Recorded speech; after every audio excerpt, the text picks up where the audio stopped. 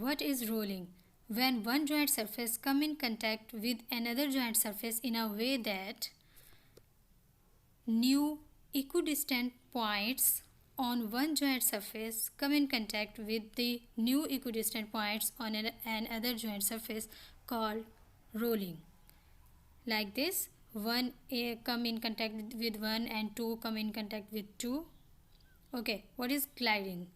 Gliding when the same point on one joint surface come in contact with the different points on another joint surface.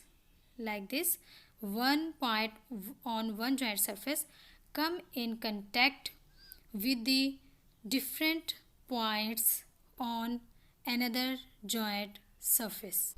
Normally, movements of spine have both components, rolling and glide. Both occur simultaneously at a time in a joint during movement. If you like video, subscribe my channel and hit the bell icon so that you can have notifications of my new videos.